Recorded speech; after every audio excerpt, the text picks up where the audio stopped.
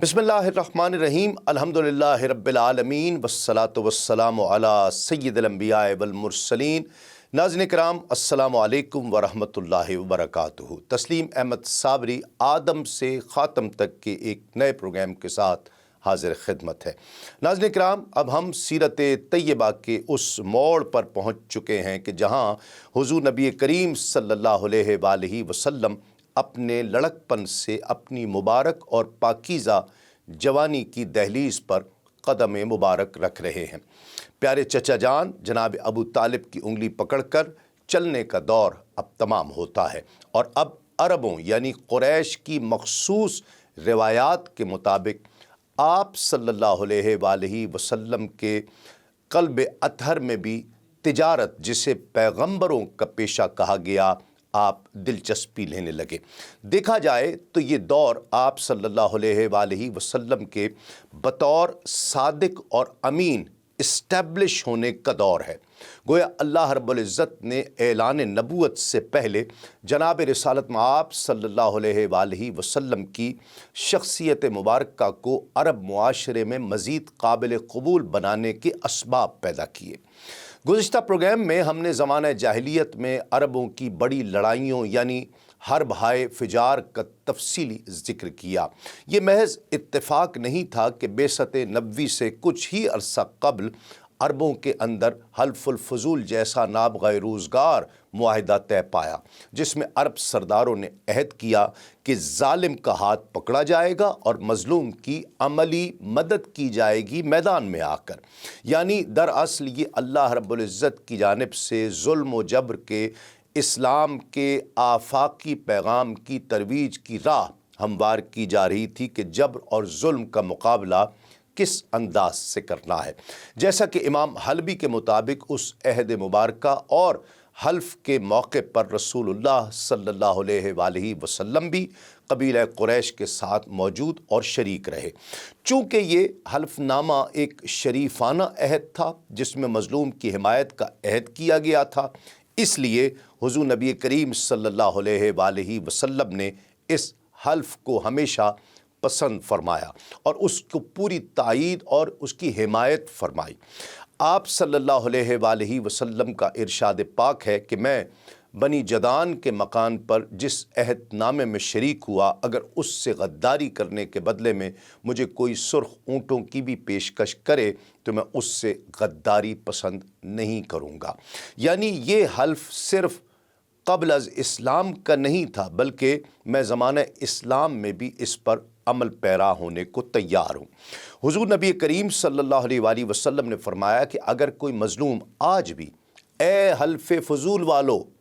ये कहकर दुहाई दे तो मैं उसकी फ़रियाद को पहुँचूँगा, क्योंकि इस्लाम तो आया ही इसलिए है कि सच्चाई का अलम बुलंद किया जाए और मज़लूम की मदद और हिमायत की जाए। नाज़रीन किराम, आज की गुफ्तगू का सिलसिला उस मकाम से ही आगे बढ़ाते हैं और मुल्क शाम के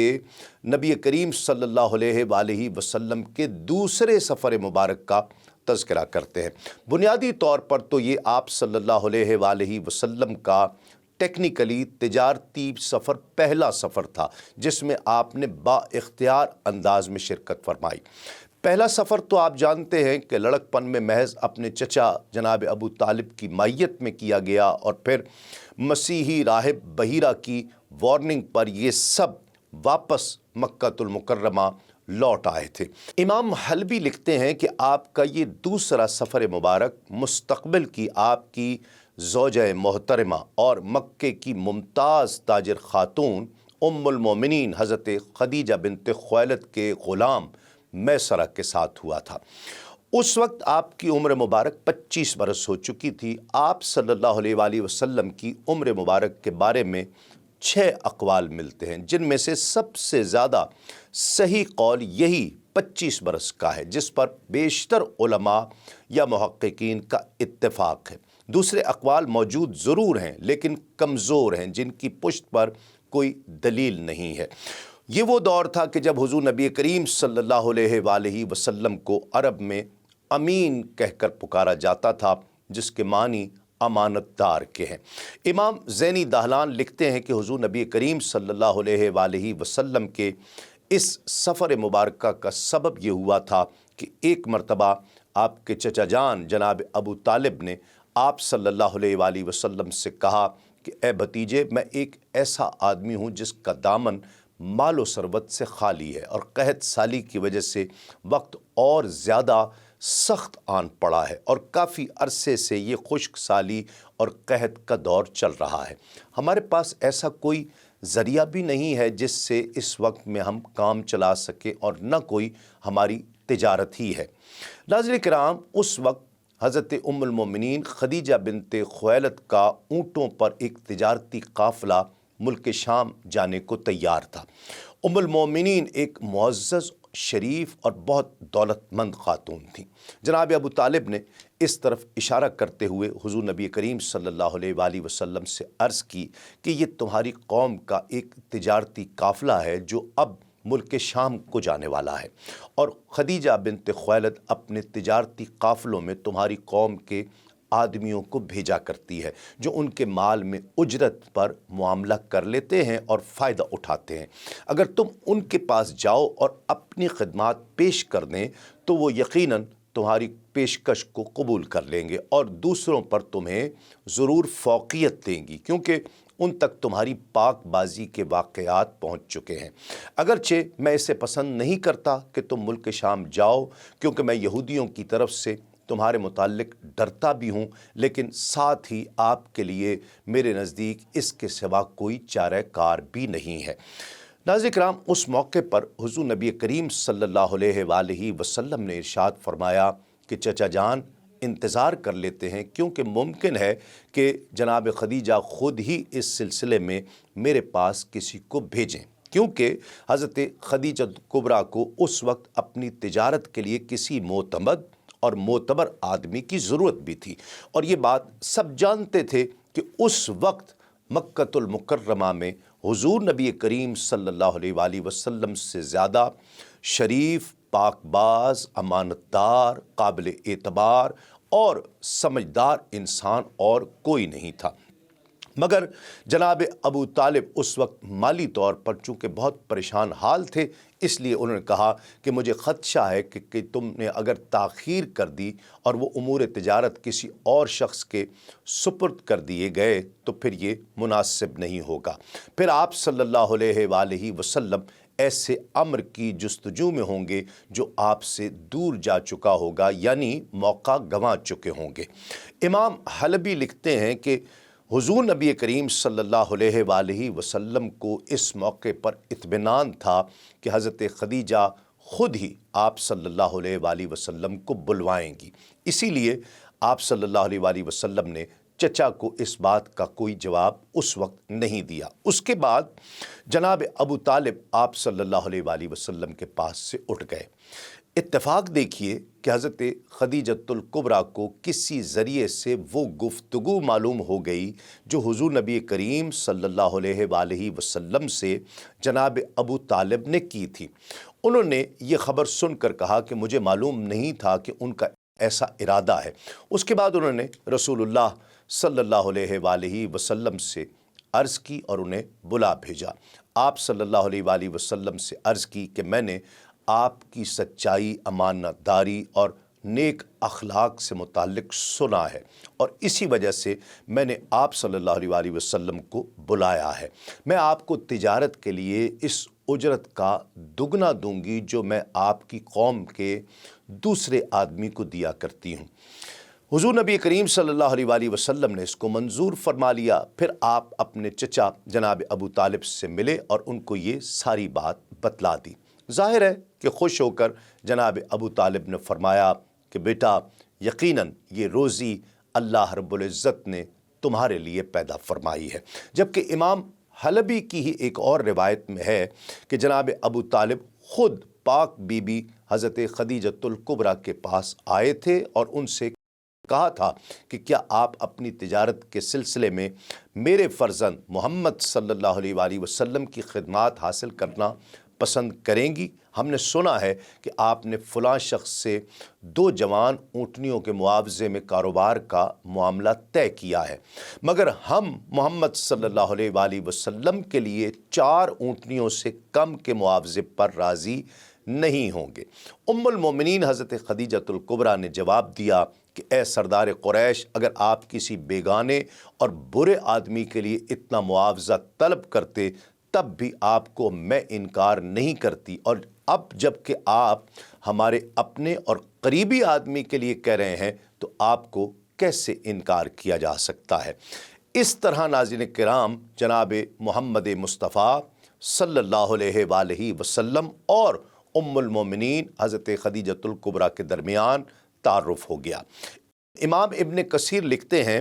کہ رسول اللہ صلی اللہ علیہ وآلہ وسلم کی حضرت خدیجۃ الکبریٰ کے خاص غلام میسرہ کے ساتھ ملک شام کی طرف روانگی کے وقت حضرت خدیجۃ الکبریٰ نے حکم دیا تھا کہ اے میسرہ، ان کی یعنی محمد صلی اللہ علیہ وآلہ وسلم کی کسی بھی معاملے میں نافرمانی مت کرنا اور ان کی رائے سے کبھی اختلاف نہ کرنا، جو یہ کہیں وہ ماننا۔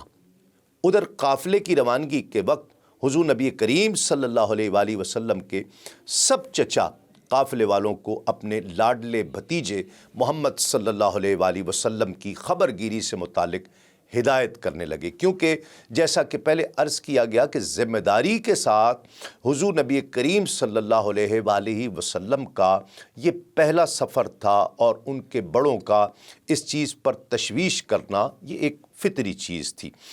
اسی بابت پیر کرم شاہ صاحب الازہری لکھتے ہیں کہ پاک بی بی کے اس حکم سے یہ صاف ظاہر ہوتا ہے کہ انہوں نے میسرہ کو حضور نبی کریم صلی اللہ علیہ وآلہ وسلم کی نگرانی کے لیے نہیں، بلکہ حضور نبی کریم صلی اللہ علیہ وآلہ وسلم کی آرام اور آسائش کا ہر طرح سے خیال رکھنے اور خدمت گزاری کے لیے بھیجا تھا۔ بالآخر 16 ذی الحج کو یہ قافلہ مکہ سے روانہ ہوا۔ شیخ محمد ابو زہرہ رحمۃ اللہ تعالیٰ علیہ نے محبت بھرے انداز میں قافلے کی روانگی کا منظر یوں ذکر کیا ہے کہ قافلہ مکے سے روانہ ہوا جس میں وہ ہستی تھی جو اللہ رب العزت کی ساری مخلوق سے اعلیٰ اور افضل ہے۔ اللہ سبحانہ و تعالیٰ کی نگاہ لطف و عنایت اس کی خود نگہبانی فرما رہی تھی۔ امام زینی دہلان لکھتے ہیں کہ قافلے کے منزل مقصود پر پہنچنے سے پہلے راستے میں ایک غیر معمولی واقعہ بھی پیش آیا، اور وہ واقعہ یہ تھا، حضرت خدیجۃ الکبریٰ کے اونٹوں میں سے 2 اونٹ بہت زیادہ تھک گئے اور چلنے کے قابل نہیں رہے، جس کی وجہ سے میسرہ بھی ان دونوں اونٹوں کے ساتھ قافلے سے ذرا پیچھے رہ گیا، جبکہ حضور نبی کریم صلی اللہ علیہ وآلہ وسلم قافلے کے اگلے حصے میں تھے۔ یہاں یہ ذکر ضروری ہے کہ تجارتی قافلے کئی 100 اونٹوں یا خچروں یا گدھوں پر مشتمل ہوا کرتے تھے اور قطار در قطار چلتے تھے، اور آخری اونٹ کے درمیان اور پہلے اور آخری اونٹ کے درمیان بہت زیادہ فاصلہ ہوا کرتا تھا۔ بہرحال ناظرین کرام، میسرہ کو اپنے اور ان دونوں اونٹوں سے متعلق فکر ہوئی کہ جو پیچھے رہ گئے تھے، اس لیے وہ بھاگتا ہوا قافلے کے اگلے حصے میں پہنچا اور حضور نبی کریم صلی اللہ علیہ وآلہ وسلم کو اس پریشانی کی خبر دی۔ حضور نبی کریم صلی اللہ علیہ وآلہ وسلم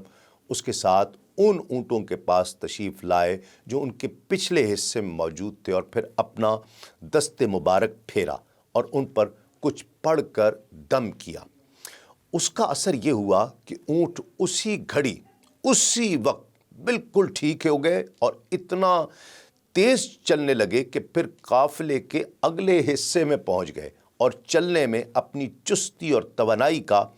اظہار کرنے کے لیے منہ سے آواز بھی نکالتے جاتے تھے۔ کتاب خاتم النبیین میں تحریر ہے کہ چند روز کی کٹھن مسافت طے کرنے کے بعد قافلہ شام کے شہر بصرہ میں پہنچ گیا اور ایک خانقاہ کے قریب ایک سایہ دار درخت کے نیچے پڑاؤ کیا۔ حضور نبی کریم صلی اللہ علیہ وآلہ وسلم اپنے پہلے سفر شام میں بھی بصرہ تشریف لائے تھے اور اسی صومعہ خانقاہ کے قریب آپ نے قیام فرمایا تھا، اور یہاں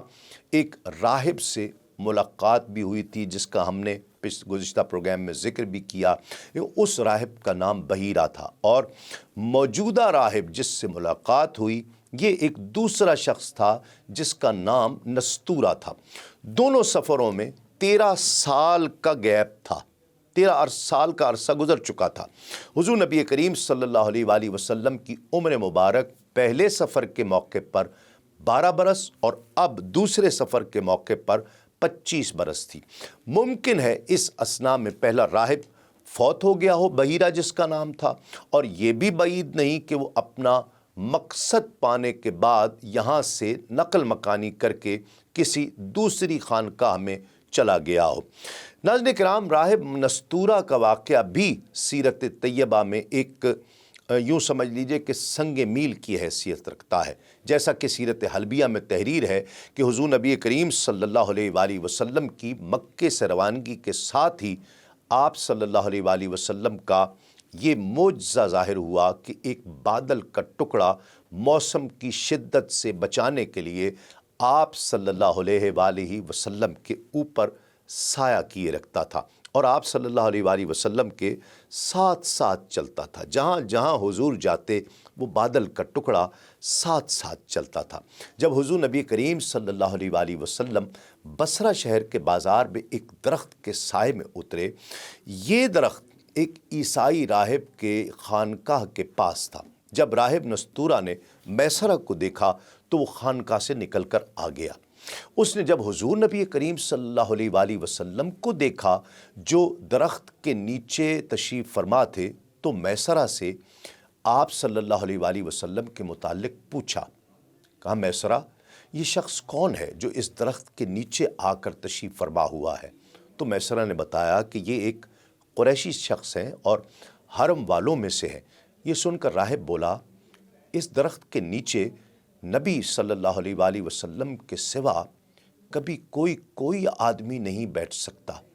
اللہ رب العزت نے اس درخت کو ہمیشہ اس چیز سے بچایا ہے کہ اس کے نیچے کسی نبی کے سوا کوئی دوسرا شخص بیٹھے۔ پھر پوچھا، کیا ان کی آنکھوں میں سرخ ڈورے ہیں؟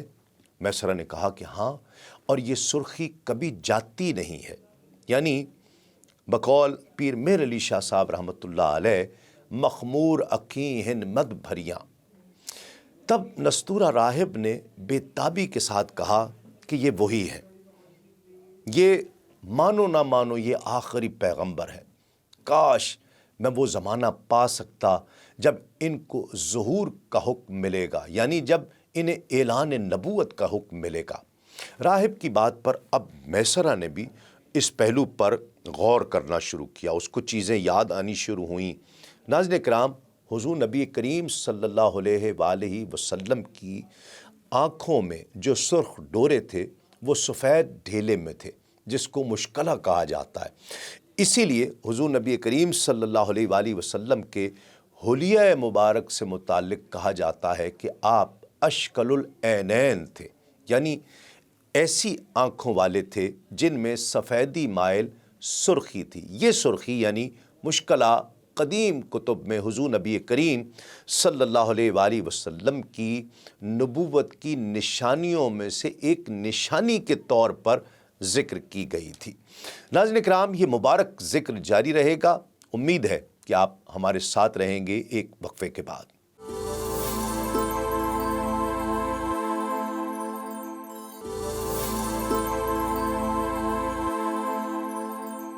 ناظرین کرام، خوش آمدید۔ آپ پروگرام دیکھ رہے ہیں آدم سے خاتم تک۔ ہم آج تذکرہ کر رہے ہیں حضور نبی کریم صلی اللہ علیہ وآلہ وسلم کے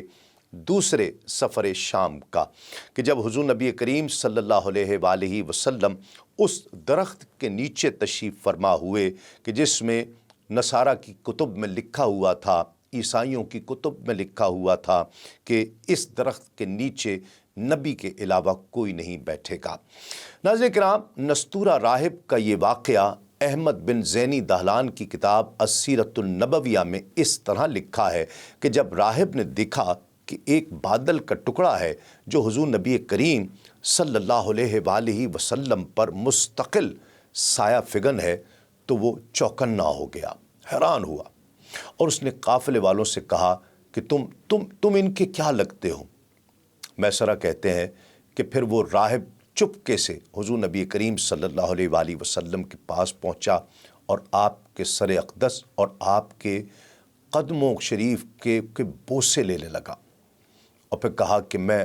آپ صلی اللہ علیہ وآلہ وسلم پر ایمان لایا، اور میں گواہی دیتا ہوں کہ آپ وہی ہیں جن کا اللہ رب العزت نے تورات میں ذکر فرمایا ہے۔ اس کے بعد اس نے کہا کہ اے محمد صلی اللہ علیہ وآلہ وسلم، میں نے آپ میں پیغمبری کی تمام نشانیاں دیکھ لی ہیں، یعنی وہ تمام علامات جو قدیم کتب میں آپ کی نبوت کی علامات کے طور پر مذکور ہیں، صرف ایک نشانی دیکھنا باقی رہ گئی ہے۔ اس لیے اگر آپ مجھے اپنا کاندھا مبارک کھول کر دکھا دیں۔ حضور نبی کریم صلی اللہ علیہ وآلہ وسلم نے اس کے سامنے اپنے شانہ مبارک کھولے تو راہب نے دیکھا کہ وہاں مہر نبوت جگمگا رہی تھی۔ راہب فوراً یہ کہتے ہوئے اس مہر نبوت کو چومنے کے لیے جھکا کہ میں گواہی دیتا ہوں کہ اللہ رب العزت کے سوا کوئی عبادت کے لائق نہیں، اور گواہی دیتا ہوں کہ آپ اللہ رب العزت کے وہی پیغمبر ہیں جن سے متعلق حضرت عیسیٰ ابن مریم روح اللہ علیہ السلام نے خوشخبری دی تھی، اور انہوں نے فرمایا تھا کہ میرے بعد اس درخت کے نیچے کوئی نہیں بیٹھے گا سوائے اس پیغمبر کے جو امی، ہاشمی، عربی اور مکی، یعنی مکے کا رہنے والا ہوگا، وہی قیامت میں حوض کوثر والا، شفاعت والا اور لوائل حمد یعنی علم بردار والا ہوگا۔ امام حلبی یہاں لکھتے ہیں کہ مجھے ایسا کوئی شخص نہیں ملا جو اس نستورہ راہب کو صحابہ کرام میں شمار کرتا ہو، جس طرح کہ بعض علماء نے بحیرہ راہب کو صحابہ میں سے بھی شمار کیا ہے، جبکہ مناسب یہ معلوم ہوتا ہے کہ نستورہ راہب بھی اسی جیسا ہو، یعنی اسے بھی وہی مقام ملنا چاہیے ہو۔ صحیح یہ ہے کہ بحیرہ اور نستورہ یہ دونوں راہب اہل فطرت میں سے ہیں، ان جیسے دوسرے وہ لوگ جنہوں نے حضور نبی کریم صلی اللہ علیہ وآلہ وسلم کی نبوت سے پہلے اس بات کی تصدیق کی ہے کہ آپ اس امت کے نبی ہیں، وہ اہل فطرت میں سے ہیں، اہل اسلام میں سے نہیں ہیں، چاہے جائے کہ ان کو صحابی کہا جائے، اس لیے کہ مسلمان اس کو کہا جائے گا جس نے حضور نبی کریم صلی اللہ علیہ وآلہ وسلم کی رسالت کا اقرار اس رسالت کے اعلان کے بعد کیا ہو۔ بہرحال یہ ایک ضمنی بات ہے جو آپ کے گوش گزار کی گئی اور اس پر سیرت نگاروں نے لکھا ہے، اس لیے اس کا تذکرہ کیا گیا۔ ایک بات تو مصدقہ ہے کہ نستورہ نے بحیرہ کی طرف اعلان نبوت سے قبل ہی حضور نبی کریم صلی اللہ علیہ وآلہ وسلم کی رسالت کی شہادت دی تھی۔ ناظرین کرام، اب ذرا اس عظیم المرتبت درخت کے بارے میں ذکر کرتے ہیں جس کے نیچے نبی کریم صلی اللہ علیہ وآلہ وسلم تشریف فرما ہوئے۔ امام حلبی لکھتے ہیں کہ اس درخت جس کے نیچے نستورہ کے مطابق نبی کے سوا کبھی کوئی نہیں بیٹھا، اس کے متعلق یہ بات واضح رہے کہ اس درخت کا اتنے لمبے زمانے تک باقی رہنا کہ وہ حضرت عیسیٰ علیہ السلام کے زمانے سے بھی پہلے سے موجود ہو اور ان کے بعد حضور نبی کریم صلی اللہ علیہ وآلہ وسلم کے بھی زمانہ اقدس تک باقی رہے، اگرچہ عام عادت کے خلاف سمجھا جاتا ہے۔ پھر اسی طرح پیغمبروں کے علاوہ دوسرے لوگوں کا اس کے نیچے نہ بیٹھنا، یہ بات ذرا ممکن ہے، اس پر بات کی جا سکتی ہے، اگرچہ عام عادت کے مطابق ایک درخت اتنے طویل زمانے تک باقی نہیں رہتا۔ ایسے ہی یہ بات بھی قیاس سے بعید ہے کہ اتنے زمانے تک درخت خالی رہے اور اس کے نیچے نبیوں کے سوا دوسرے لوگ نہ بیٹھیں، تو گویا یہ بات ممکن ہونے کے باوجود خرق عادت یعنی عام عادت کے خلاف ایک انوکھی چیز معلوم ہوتی ہے۔ لیکن پیغمبروں کے لیے ایسی خلاف عادت بات کا ظاہر ہونا جس کو معجزہ کہا جاتا ہے، خاص طور پر حضور نبی کریم صلی اللہ علیہ وآلہ وسلم کے لیے خرق عادت یعنی عام عادت کے خلاف بہت سی چیزیں ظاہر ہو چکی تھیں۔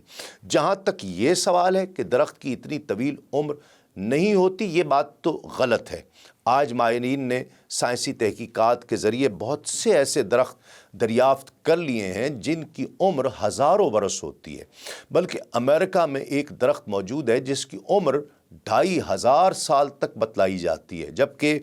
حضرت عیسیٰ علیہ السلام اور حضور نبی کریم صلی اللہ علیہ وآلہ وسلم کے درمیان صرف 500 سال کا فرق ہے۔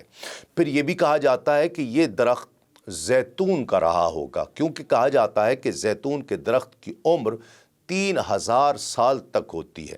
اور ایک روایت کے مطابق حضور نبی کریم صلی اللہ علیہ وآلہ وسلم ایک خشک درخت کے نیچے اترے تھے جس کی لکڑیاں سوکھ کر بوسیدہ ہو چکی تھی۔ جب آپ صلی اللہ علیہ وآلہ وسلم اس کے نیچے آرام سے بیٹھ گئے تو اچانک ہی اس کے پتے سرسبز ہو کر لہلہانے لگے، اس میں کونپلیں پھوٹ گئیں، کلیاں ظاہر ہونے لگیں اور اس کی شاخیں لٹک کر حضور نبی کریم صلی اللہ علیہ وآلہ وسلم پر لہلانے لگیں۔ امام جلال الدین سیوطی سے مروی خصائص سے کبریٰ کی ایک اور روایت میں ہے کہ راہب نے جب یہ دیکھا کہ حضور نبی کریم صلی اللہ علیہ وآلہ وسلم پر ایک بدلی سایہ کیے ہوئے ہے تو وہ بے اختیار اپنی خانقاہ سے نیچے اتر آیا اور حضور نبی کریم صلی اللہ علیہ وآلہ وسلم سے پوچھنے لگا تو مشرکین مکہ کے نزدیک مقدم قسم یعنی لات اور عزا کی قسم ہے، کہا کہ بتاؤ تمہارا نام کیا ہے؟ آپ صلی اللہ علیہ وآلہ وسلم نے راہب کو اپنے قریب بڑھتے دیکھا تو فرمایا کہ ہٹو، میرے قریب مت آؤ، مگر راہب نے ایک تحریر نکالی، ایک رکا نکالا اور اسے دیکھنے لگا، پھر خود ہی کہنے لگا کہ تورات والے کی قسم، یہ وہی ہیں، یعنی جن کے بارے میں بشارت دی گئی ہے۔ دوسری جانب حضور نبی کریم صلی اللہ علیہ وآلہ وسلم کے قافلے کے دوسرے لوگوں نے بھی دیکھا کہ راہب بہت تیزی کے ساتھ حضور نبی کریم صلی اللہ علیہ وآلہ وسلم کی طرف بڑھا چلا آ رہا ہے، تو انہیں خیال آیا کہ یہ کہیں کسی بری نیت سے نہ آ رہا ہو، اس لیے ان میں سے کسی نے ایک دم تلوار نکالی اور چلانے لگا، اے آل غالب، اے آل غالب۔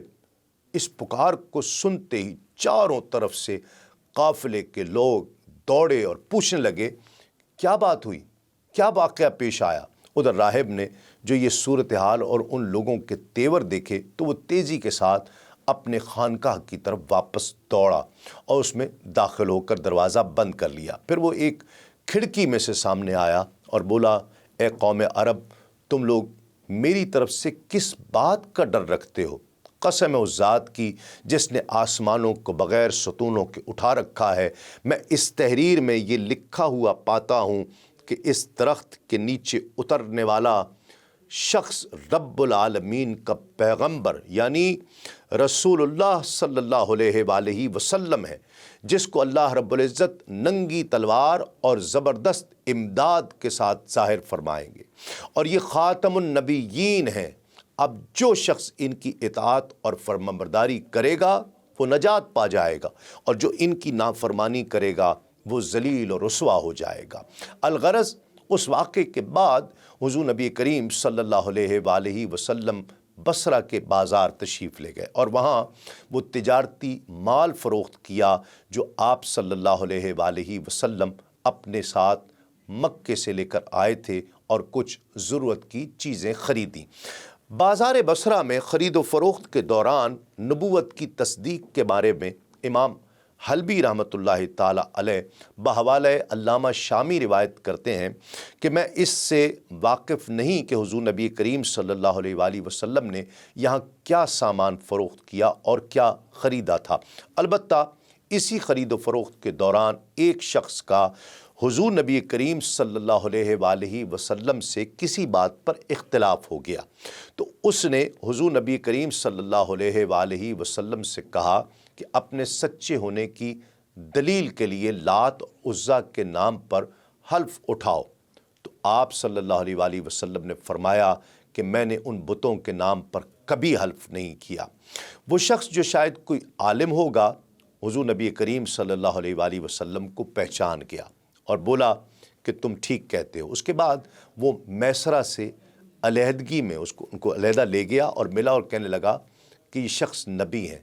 قسم ہے اس ذات کی جس کے ہاتھ میں میری جان ہے، یہ وہی ہیں جن کا ذکر ہمارے راہب اپنی کتابوں میں پاتے ہیں۔ میسرہ نے اس کی اس بات کو قبول کر لیا۔ ناظرین کرام، تجارت کا یہ سفر بھی ہر لحاظ سے ایک کامیاب تھا۔ سیرت ابن ہشام میں تحریر ہے کہ حضور نبی کریم صلی اللہ علیہ وآلہ وسلم کے اس قافلے نے اپنا مال فروخت کیا اور اتنا نفع کمایا کہ اس سے پہلے اتنا نفع کبھی نہیں کما سکے تھے۔ میسرہ نے آپ صلی اللہ علیہ وآلہ وسلم سے عرض کی کہ اے محمد صلی اللہ علیہ وآلہ وسلم، ہم کئی سالوں سے بی بی خدیجہ کے لیے تجارت کر رہے ہیں، مگر اتنا زبردست نفع ہمیں پہلے کبھی حاصل نہیں ہوا جتنا آپ کے ذریعے ہوا ہے۔ الغرض اس تجارت سے فارغ ہو کر یہ قافلہ مکے کی طرف واپس روانہ ہو گیا۔ اس دوران میسرہ دیکھتا تھا کہ جب دوپہر کا وقت ہوتا تھا اور گرمی اپنے عروج پر ہوتی تو حضور نبی کریم صلی اللہ علیہ وآلہ وسلم اپنے اونٹ پر ہوتے ہوئے کسی سائے میں رہا کرتے تھے۔ ناظرین کرام، امام جلال الدین سیوطی رحمۃ اللہ تعالی علیہ لکھتے ہیں کہ حضور نبی کریم صلی اللہ علیہ وآلہ وسلم کی یہ خصوصیت تھی کہ اس سفر کے دوران آپ صلی اللہ علیہ وآلہ وسلم پر فرشتے بھی سایہ کیے رہتے تھے۔ یہ بھی ممکن ہے کہ مراد یہ ہو کہ حضور نبی کریم صلی اللہ علیہ وآلہ وسلم کے ہر سفر میں آپ کی یہ خصوصیت رہی ہو، مگر میں کسی ایسی روایت سے واقف نہیں کہ اس سفر کے علاوہ بھی آپ صلی اللہ علیہ وآلہ وسلم کے کسی دوسرے سفر میں بھی فرشتوں نے سایہ کیا ہو۔ ایک قول یہ بھی ہے کہ ممکن ہے کہ فرشتے سے مراد وہی بادل کا ٹکڑا ہو جو آپ پر سایہ کیے رکھتا تھا۔ امام حلبی لکھتے ہیں کہ مکے سے حضور نبی کریم صلی اللہ علیہ وآلہ وسلم کی روانگی کے وقت ایک بادل کے ٹکڑے نے حضور نبی کریم صلی اللہ علیہ وآلہ وسلم پر سایہ کر لیا تھا۔ اب گویا جب فرشتوں نے سایہ نہیں رکھا تھا تو جاتے ہوئے تمام راستے وہ بادل کا ٹکڑا آپ پر سایہ کیے رہا اور واپسی میں فرشتوں نے سایہ کیے رکھا۔ میسرہ کا حضرت خدیجۃ الکبریٰ سے بادل کے ٹکڑے کے سایہ کیے رکھنے سے متعلق کچھ ذکر نہ کرنا شاید اس لیے ہو سکتا ہے کہ انہوں نے اس پر غور نہ کیا ہو، جبکہ فرشتوں کو سایہ کیے دیکھنا ظاہر ہے ایسی بات نہیں کہ انسان اس کو اہمیت نہ دے۔ ناظرین کرام، امام غزالی لکھتے ہیں کہ صوفیاء کرام عالم بیداری میں ملائکہ کو دیکھتے ہیں کیونکہ ان کے دل اور نفوس پاک اور صاف ہو چکے ہوتے ہیں، وہ آلائش دنیاوی سے منقطع ہو چکے ہوتے ہیں، جاہ و مال کی محبت سے ان کے دل خالی ہو چکے ہوتے ہیں، وہ علم دائمی اور عمل مسلسل سے رب تعالیٰ کی ذات اقدس کی طرف متوجہ ہوا کرتے ہیں۔ امام زینی دہلان اور امام حلبی اور ابن سعد کی مختلف روایات کا خلاصہ یہ ہے کہ اللہ رب العزت نے میسرہ کے دل میں رسول اللہ صلی اللہ علیہ وآلہ وسلم کی بہت زیادہ محبت ڈال دی تھی، کیونکہ اس سفر میں اس نے آپ کی شرافت، نیکی، سچائی، ایمانداری اور خوش اخلاقی دیکھی تھی جس نے اس کا دل مو لیا تھا۔ اب ایسا معلوم ہوتا تھا کہ جیسے میسرہ خود حضور نبی کریم صلی اللہ علیہ وآلہ وسلم ہی کا غلام ہو۔ الغرض واپسی کے اس سفر میں جب یہ قافلہ مرزہران کے مقام پر پہنچا جو مکے اور اسفان کے درمیان ایک وادی ہے اور جس کو عام طور پر بطن مرو کہا جاتا تھا اور اب وادی فاطمہ کے نام سے یہ مشہور ہے، تو میسرہ نے حضور نبی کریم صلی اللہ علیہ وآلہ وسلم سے عرض کیا کہ کیا آپ اسے پسند فرمائیں گے کہ آپ صلی اللہ علیہ وآلہ وسلم جناب خدیجہ کے پاس ہم سے پہلے پہنچ جائیں اور ان کو سب حالات بتلائیں کہ اس مرتبہ تجارت میں کتنا غیر معمولی نفع ہوا ہے۔ ممکن ہے یہ بات سن کر وہ آپ کی اجرت میں اضافہ کر دیں اور 2 جوان اونٹنیوں کے بجائے آپ کو 3 اونٹنیاں دے دیں۔ ایک روایت میں اس طرح بھی آیا ہے کہ آپ مجھ سے پہلے جناب خدیجہ کے پاس پہنچ کر انہیں بتلائیے کہ اللہ رب العزت نے آپ کے ہاتھوں کتنا زبردست فائدہ عطا فرمایا ہے۔ حضور نبی کریم صلی اللہ علیہ وآلہ وسلم نے میسرہ کے اس مشورے کو قبول فرمایا اور آپ صلی اللہ علیہ وآلہ وسلم اپنی اونٹنی پر سوار ہو کر مر الزہران سے آگے روانہ ہو گئے، یہاں تک کہ آپ دوپہر کے وقت مکۃ المکرمہ میں داخل ہو گئے۔ اس وقت حضرت خدیجۃ الکبریٰ کچھ دوسری خواتین کے ساتھ اپنے مکان کے بالائی حصے میں ایک کھڑکی میں تشریف فرما تھیں۔ جب حضور نبی کریم صلی اللہ علیہ وآلہ وسلم مکۃ المکرمہ میں داخل ہوئے تو انہوں نے دور سے آپ کو دیکھ لیا۔ آپ صلی اللہ علیہ وآلہ وسلم اونٹ پر سوار تھے اور آپ صلی اللہ علیہ وآلہ وسلم پر بادل کے ٹکڑے کا سایہ بھی موجود تھا۔ حضرت خدیجۃ الکبریٰ نے یہ منظر اپنے ساتھ کی دوسری عورتوں کو بھی دکھایا۔ وہ تمام خواتین اس منظر کو دیکھ کر حیران ہو گئیں۔ آخر رسول اللہ صلی اللہ علیہ وآلہ وسلم حضرت خدیجۃ الکبریٰ کے پاس پہنچے اور انہیں تجارت میں منافع اور دیگر چیزوں کا حال بتلایا، جو اس نفع سے 2 گنا تھا جو حضرت خدیجۃ الکبریٰ کو پہلے حاصل ہوا کرتا تھا۔ حضرت خدیجۃ الکبریٰ اس فائدے سے خوش اور مسرور ہوئیں۔ پھر انہوں نے آپ صلی اللہ علیہ وآلہ وسلم سے پوچھا کہ میسرہ کہاں ہے؟ آپ نے فرمایا کہ میں نے انہیں جنگل میں پیچھے چھوڑا ہے۔ حضرت خدیجۃ الکبریٰ نے عرض کی کہ اس کے پاس فوراً تشریف لے جائیے تاکہ وہ جلد یہاں پر پہنچ جائے۔ حضور نبی کریم صلی اللہ علیہ وآلہ وسلم کو فوراً ہی واپس بھیجنے سے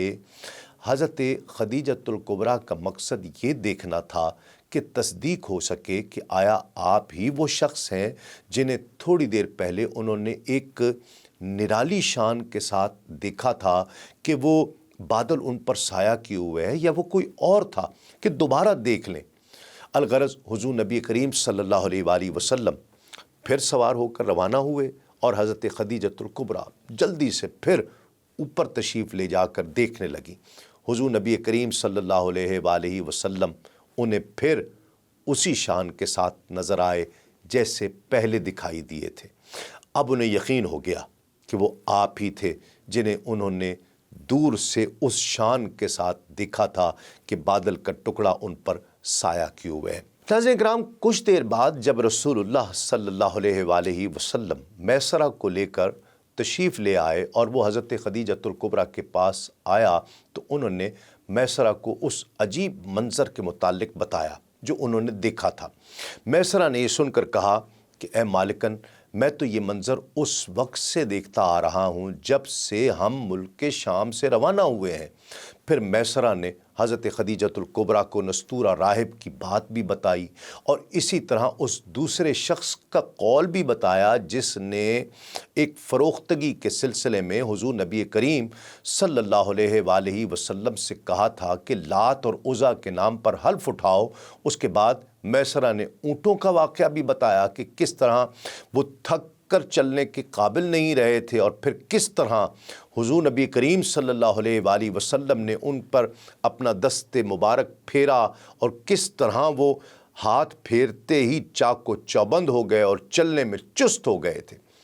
یہ سب واقعات سننے کے بعد ام المومنین حضرت خدیجۃ الکبریٰ نے حضور نبی کریم صلی اللہ علیہ وآلہ وسلم کو اس اجرت سے 2 گنی اجرت دی جو انہوں نے آپ کے لیے طے کر رکھی تھی، جبکہ آپ کے علاوہ دوسروں کو وہ 1 اونٹنی اجرت میں دیا کرتی تھی۔ ناظرین کرام، ایک مختصر سا وقفے کے بعد لوٹتے ہیں اس یقین کے ساتھ آپ کہیں نہیں جائیں گے۔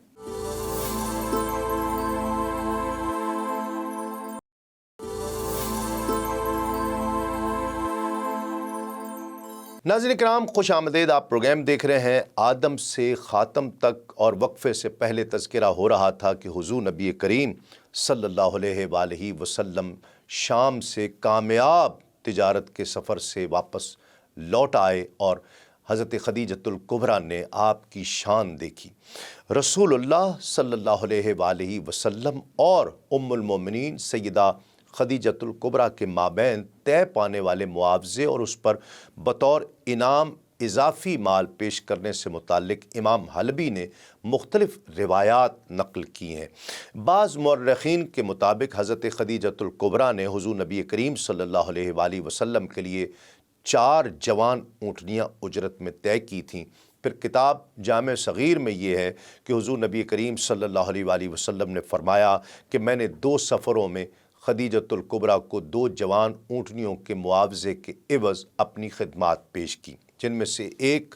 ملک شام کا یہ سفر، دوسرا تھا اس سے پہلے سفر میں حضرت خدیجۃ الکبریٰ نے آپ صلی اللہ علیہ وآلہ وسلم کو اپنے غلام میسرہ کے ساتھ حباشہ کی منڈی میں بھیجا تھا۔ یہ حباشہ ملک یمن میں ایک مقام کا نام ہے اور مکے سے اس جگہ تک 6 رات کا سفر ہے۔ یہاں خرید و فروخت کا سلسلہ ایک سالانہ بازار میں لگا کرتا ہے اور جس میں ہر سال رجب کے مہینے کے شروع ایام میں 3 دن تک خریداری ہوا کرتی تھی۔ حضور نبی کریم صلی اللہ علیہ وآلہ وسلم اور میسرہ یہاں سے کپڑا خرید کر کے واپس آئے، جس میں کافی فائدہ حاصل ہوا تھا۔ پھر دوسری مرتبہ حضرت خدیجۃ الکبریٰ نے آپ صلی اللہ علیہ وآلہ وسلم کو اپنے غلام میسرہ کے ساتھ شام بھیجا تھا، مگر اس میں ایک اشکال یہ ہے کہ کتاب مستدرک الحاکم میں ملک شام سے پہلے حباشہ کے علاوہ حضور نبی کریم صلی اللہ علیہ وآلہ وسلم کی ایک اور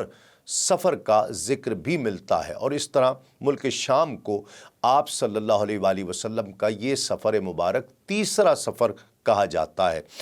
مستدرک الحاکم کی روایت ہے کہ جس کو علامہ ذہبی نے بھی حضرت جابر رضی اللہ تعالیٰ عنہ سے روایت کیا ہے کہ حضرت خدیجۃ الکبریٰ نے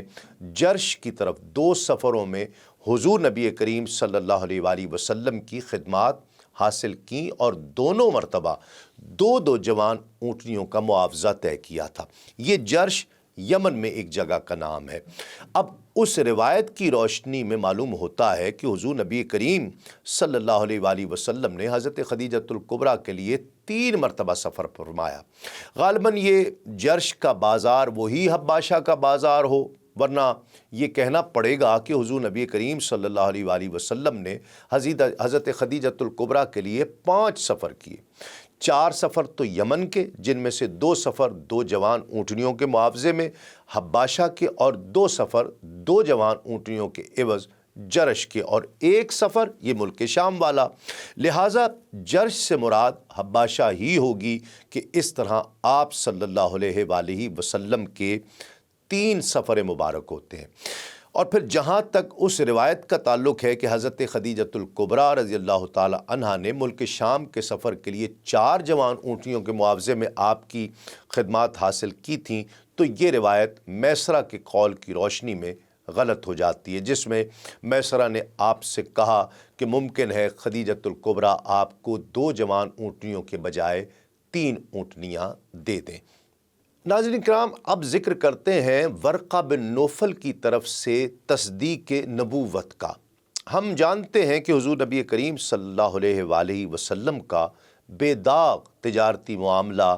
آپ کی برکت اور آپ کی خصوصیات دیکھ کر حضرت خدیجۃ الکبریٰ آپ سے بہت متاثر ہو چکی تھی۔ انہوں نے آپ کی وہ نشانیاں، وہ علامات جو انہوں نے خود دیکھی تھیں اور جو ان کے غلام میسرہ نے آپ کو بتلائی تھیں، وہ اپنے چچا زاد بھائی ورقہ بن نوفل کو بتائیں، جو اس وقت ایک عیسائی عالم تھے، جبکہ اس سے پہلے وہ یہودی بھی رہ چکے تھے اور کتابی شریعت پر عمل کیا کرتے تھے۔ حضرت ام المومنین حضرت خدیجۃ الکبریٰ سے حضور نبی کریم صلی اللہ علیہ وآلہ وسلم کے متعلق یہ باتیں سن کر انہوں نے کہا کہ خدیجہ، اگر یہ باتیں سچ ہیں تو سمجھ لو کہ محمد صلی اللہ علیہ وآلہ وسلم اس امت کے نبی ہیں۔ میں یہ بات سمجھ چکا ہوں کہ وہ اس امت کے ہونے والے نبی ہیں جن کا دنیا کو انتظار ہے، اور یہی ان کا زمانہ ہے۔ ناظرین کرام، رسول اللہ صلی اللہ علیہ وآلہ وسلم کی حیات طیبہ کی دیگر خرید و فروخت سے متعلق امام حلبی رحمۃ اللہ تعالیٰ علیہ لکھتے ہیں کہ حضرت خدیجۃ الکبریٰ کا حضور نبی کریم صلی اللہ علیہ وآلہ وسلم کو اپنے غلام میسرہ کے ساتھ حباشہ کی منڈی میں بھیجنے کا سبب یہ تھا کہ آپ صلی اللہ علیہ وآلہ وسلم وہاں سے ان کے لیے کپڑا خریدے، یعنی کپڑے کے بدلے میں کپڑا خریدے، جبکہ کتاب سفر السعادت میں ہے کہ حضور نبی کریم صلی اللہ علیہ وآلہ وسلم نے اپنی حیات مبارکہ میں چیزوں کی فروخت بھی کی ہے اور خریداری بھی کی ہے۔ البتہ وحی نازل ہونے یعنی اعلان نبوت کے بعد اور ہجرت سے پہلے آپ نے خریداری زیادہ فرمائی ہے، فروختگی کم کی ہے، کیونکہ اس کے تجارتی سلسلے میں خرید و فروخت نہیں فرمائی، اور ہجرت کے بعد آپ صلی اللہ علیہ وآلہ وسلم نے صرف 3 مرتبہ ہی کچھ فروختگی فرمائی ہے۔ ہاں، خریداریاں بہت فرمائی ہیں۔ اسی طرح آپ نے اپنی حیات مبارکہ میں دوسروں سے بھی اجرت پر کام لیا ہے، اور خود بھی دوسروں کے لیے اجرت پر کام کیا ہے، لیکن دوسروں سے اجرت پر زیادہ کام لیا ہے۔ اسی طرح مختلف معاملات میں آپ نے دوسروں کو بھی اپنا وکیل بنایا ہے، اور دوسروں کے معاملات میں خود بھی وکیل بنے ہیں، مگر زیادہ تر آپ خود ہی دوسروں کے وکیل بنے ہیں۔ امام حلبی مزید لکھتے ہیں کہ نبوت سے پہلے حضور نبی کریم صلی اللہ علیہ وآلہ وسلم اس قسم کے تجارتی معاملے فرمایا کرتے تھے۔ حضرت خدیجۃ الکبریٰ کے ساتھ یہ معاملہ کرنے سے پہلے آپ ایک شخص صائب ابن صائب سیفی کی تجارت میں شریک ہوئے تھے۔ جب فتح مکہ کے وقت یہ صائب حضور نبی کریم صلی اللہ علیہ وآلہ وسلم کی خدمت میں حاضر ہوا تو کہا کہ میرے بھائی اور میرے شریک کو مرحبا، خوش آمدید، جس نے نہ کبھی بد معاملگی کی اور نہ کبھی کوئی جھگڑا کیا۔ اس روایت میں صحیح طور پر یہ معلوم نہیں ہوتا کہ یہ بات حضور نبی کریم صلی اللہ علیہ وآلہ وسلم نے صائب سے فرمائی تھی یا صائب نے حضور نبی کریم صلی اللہ علیہ وآلہ وسلم سے کہی تھی۔ بہرحال وہ حضور نبی کریم صلی اللہ علیہ وآلہ وسلم کی اعلان نبوت سے پہلے آپ کا تجارتی شریک رہا تھا، اور پھر حضور نبی کریم صلی اللہ علیہ وآلہ وسلم کے اعلان نبوت کے بعد آپ کا شریک رہنے پر فخر بھی کیا کرتا تھا، اور وہ کہا کرتا تھا کہ حضور نبی کریم صلی اللہ علیہ وآلہ وسلم بہت بہترین پارٹنر ہیں، جو نہ بد معاملگی کرتے تھے اور نہ جھگڑا کرتے تھے۔ اس سے معلوم ہوتا ہے کہ یہ جملہ حضور نبی کریم صلی اللہ علیہ وآلہ وسلم نے صائب کے لیے نہیں، بلکہ صائب نے حضور نبی کریم صلی اللہ علیہ وآلہ وسلم کے لیے فرمایا۔ یہ بھی ممکن ہے کہ حضور نبی کریم صلی اللہ علیہ وآلہ وسلم اور صائب دونوں ایک دوسرے کے بارے میں یہی جملہ کہا کرتے ہوں۔ یہ صائب ناظرین کرام ان لوگوں میں سے ہیں جن کی حضور نبی کریم صلی اللہ علیہ وآلہ وسلم نے خاطرداری بھی فرمائی۔ چنانچہ جیرانہ کے مقام پر آپ صلی اللہ علیہ وآلہ وسلم نے اس کو غزوہ حنین کے مال غنیمت سے کچھ عطیہ بھی دیا تھا۔ سیدہ خدیجہ الکبریٰ رضی اللہ تعالی عنہا نے تجارتی قافلے میں پیش آمدہ تمام واقعات سے آگہی حاصل کرنے، ورقہ بن نوفل کی بشارت اور رسول اکرم صلی اللہ علیہ وآلہ وسلم کی امانت داری اور شرافت کے تذکرے سننے کے بعد اپنے آئندہ نکاح نہ کرنے کے فیصلے پر نظر ثانی فرماتے ہوئے رسول اللہ صلی اللہ علیہ وآلہ وسلم کو پیغام نکاح بھیجنے کا فیصلہ فرمایا۔ لیکن ناظرین کرام، ان تفصیلات سے قبل ہم مناسب سمجھتے ہیں کہ ام المومنین سیدہ خدیجۃ الکبریٰ رضی اللہ تعالی عنہا کے حسب، آپ کے نسب، آپ کی خاندانی شرافت اور رسول اکرم صلی اللہ علیہ وآلہ وسلم کے ساتھ آپ کے نکاح سے قبل کی زندگی سے متعلق مختصراً آگاہی حاصل کر سکیں۔ ناظرین کرام، علامہ عبد البر قرطبی لکھتے ہیں کہ حضرت خدیجۃ الکبریٰ رضی اللہ تعالی عنہا عرب کے شریف اور معزز خاندان سے تعلق رکھتی تھی۔ گویا آپ بھی اسی قریشی خاندان سے ہیں جس خاندان مبارک سے رسول اللہ صلی اللہ علیہ وآلہ وسلم ہیں۔ فرق صرف اتنا ہے کہ سیدہ خدیجۃ الکبریٰ رضی اللہ تعالی عنہا کا قبیلہ بنو اسد کہلاتا ہے، اور نبی کریم صلی اللہ علیہ وآلہ وسلم کا قبیلہ بنو ہاشم کہلاتا ہے، اور یہ دونوں قبیلے آپس میں بہت قریبی ہیں، یعنی دونوں ہی عدنانی ہیں اور جناب قصی بن کلاب کی نسل سے ہی ہیں۔ اس لحاظ سے حضرت خدیجۃ الکبریٰ نبی الامی جناب رسول اللہ صلی اللہ علیہ وآلہ وسلم سے نسبی اعتبار سے زیادہ دور نہیں ہے۔ ان کا مختصر شجرہ یہ ہے: خدیجہ بنت خویلد بن اسد بن عبد العزیٰ بن قصی۔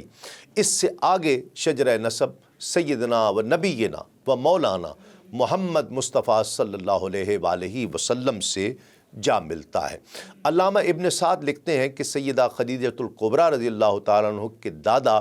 اسد بن عبد العزیٰ کی بہت سی اولاد تھی۔ سب سے بڑے بیٹے مطلب تھے، پھر خویلد جو سیدہ خدیجۃ الکبریٰ رضی اللہ تعالیٰ عنہا کے والد گرامی تھے، پھر نوفل جن کے صاحبزادے ورقہ تھے جو عیسائی عالم تھے۔ سیدہ خدیجۃ الکبریٰ رضی اللہ تعالیٰ عنہا کی پھپھی ام حبیب تھی۔ ان کی رشتہ داری رسول اللہ صلی اللہ علیہ وآلہ وسلم کے ننیال مبارک بنو زہرہ میں اس طرح تھی کہ یہ ام حبیب حضرت آمنہ بنت وہب کی نانی تھی۔ ناظرین کرام، اسد الغابہ فی معرفت الصحابہ میں تحریر ہے کہ سیدہ خدیجۃ الکبریٰ رضی اللہ تعالی عنہا کے والد گرامی خویلد بن اسد صاحب اولاد تھے اور اپنے قبیلے کے سرکردہ افراد میں تھے۔ ان کے سب سے بڑے بیٹے حزام تھے، جن کے بیٹے حکیم کو دار الندوہ کا منتظم بنایا گیا تھا۔ سردار خویلد کے ایک بیٹے کا نام عوام تھا، جن کی شادی اللہ رب العزت کے رسول صلی اللہ علیہ وآلہ وسلم کی پھوپھی جان سیدہ صفیہ بنت عبد المطلب رضی اللہ تعالی عنہا سے ہوئی تھی۔ عوام کے ایک بیٹے کا نام سیدنا زبیر رضی اللہ تعالی عنہ تھا، جو عشرہ مبشرہ میں سے ہے، اور خویلد بن اسد کی بیٹیوں میں ایک بیٹی تو خود سیدہ خدیجۃ الکبریٰ رضی اللہ تعالی عنہا تھی، جو سیدۃ النساء العالمین تھیں، اور ایک بیٹی کا نام سیدہ حالہ رضی اللہ تعالی عنہا تھا، جو اللہ کے رسول کی صاحبزادی سیدہ زینب رضی اللہ تعالی عنہا کی ساس تھی۔ یہ بھی یاد رہے کہ سیدہ زینب رضی اللہ تعالی عنہا کی شادی حالہ رضی اللہ تعالی عنہا کے بیٹے ابو العاص بن ربیع رضی اللہ تعالی عنہ سے ہوئی تھی۔ یہ سلسلہ نسب حضرت خدیجۃ الکبریٰ رضی اللہ تعالی عنہا کے خاندانی شرف اور اعزاز کی دلالت کرتا ہے۔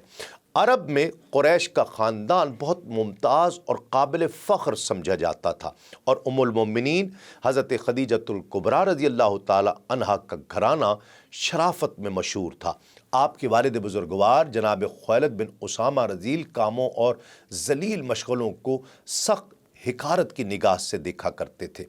خویلد ان آدمیوں کی محبت اور میل ملاپ سے بھی نفرت کیا کرتے تھے جو برے مشغلے رکھتے تھے اور بد اخلاقی اور بدتینتی کے مظاہرے کیا کرتے تھے۔ سب سے بڑھ کر ناظرین کرام یہ کہ جاہلیت کے زمانے میں بھی اہل عرب میں لڑکیوں کی پیدائش کو جب منحوس سمجھنے اور ان کی پیدا ہوتے ہی انہیں زندہ گاڑ دینے کی بھی رسم بد موجود تھی، لیکن خدیجہ طاہرہ جیسے شریف گھرانے اس مذموم گناہ سے اس وقت بھی مبرہ تھے، پاک تھے۔ آپ کے خاندان میں عورت کو منحوس نہیں سمجھا جاتا تھا، لڑکیوں کی پرورش محبت اور شفقت سے کی جاتی تھی، ان کی تربیت کا خیال رکھا جاتا تھا۔ آپ کے والد خصوصیت سے بہت غیرت مند، حیادار اور با اخلاق تھے۔ ناظرین کرام، حضور نبی کریم صلی اللہ علیہ وآلہ وسلم اور سیدہ خدیجۃ الکبریٰ کے درمیان رابطہ استوار اور پھر سیدہ کے آپ سے متاثر ہونے کا تذکرہ ہم نے کرنے کا آج شرف حاصل کیا۔ انشاءاللہ اگلے پروگرام میں ہم ام المومنین سیدہ خدیجۃ الکبریٰ کے حضور نبی کریم صلی اللہ علیہ وآلہ وسلم کے ساتھ نکاح مبارک کی تفصیل کا تذکرہ کریں گے، اور خانہ کعبہ کی تعمیر نو کا تذکرہ بھی انشاءاللہ اگلے پروگرام میں ہوگا۔ آج کے لیے اتنا ہی۔ دیکھتے رہیے آدم سے خاتم تک صرف سنو ٹی وی پر۔ تسلیم احمد صابری کو اجازت دیجیے۔ السلام علیکم۔ تسلیمات۔